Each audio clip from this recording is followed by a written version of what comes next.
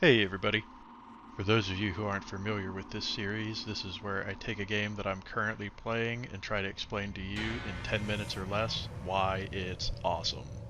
Today we're taking a look at The Pit Infinity, which is a first-person remake of the now classic game Sword of the Stars: The Pit, which, for those of you who aren't aware, is a procedurally generated roguelike RPG action adventure-ish sort of game about going to investigate a secret scientific research facility on an alien world in search of a cure for a disease that's rampaging throughout the cosmos.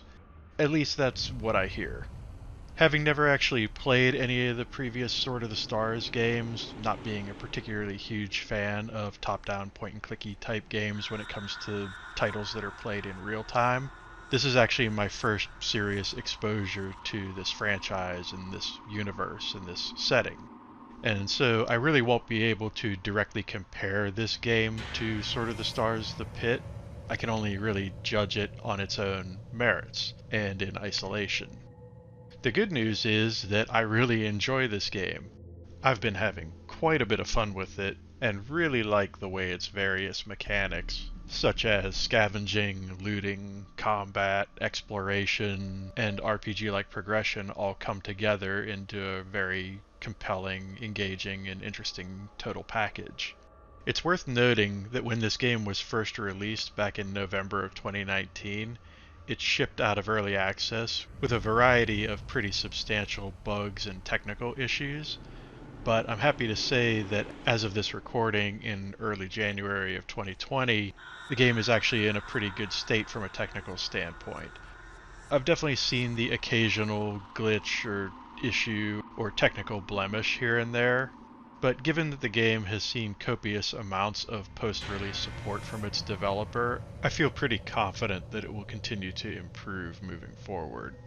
Now, beyond any sort of objective technical warts, there are a few aspects of the game that I'm not necessarily in love with, such as the decidedly old school and somewhat cumbersome inventory management system. You can do a few interesting things like highlighting particular types of items, but without any sorting functions and with it being a little tricky to get items off of the inventory into the somewhat tiny boxes representing the hotbar, it can be a little bit problematic to handle the inventory in this game. It's also worth noting that on any of the difficulty levels above easy, various survival related aspects of the game, like eating and health management, can become tough to deal with very early on in the game. For that reason, I definitely recommend doing your initial playthroughs in easy mode, particularly if you're playing solo, at least until you've had an opportunity to come to grips with the game's various systems and subsystems. And yes, as implied by that previous statement, The Pit Infinity does support up to 3 players in co-op, with 3 fairly distinct character archetypes to choose from.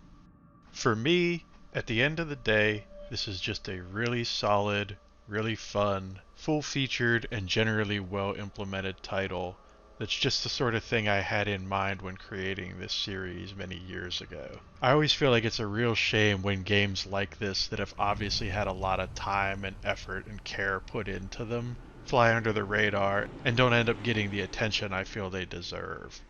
Is The Pit Infinity a perfect game? Absolutely not. But in my opinion, it's definitely a game worth checking out, and one that's certainly worth playing for anyone interested in what it has to offer. With that, I'm going to bring this video to a close. Hopefully you folks have enjoyed it. If you did, be sure to hit that like button. If you'd like to see more videos from me in the future, be sure to hit subscribe, and I will see you next time.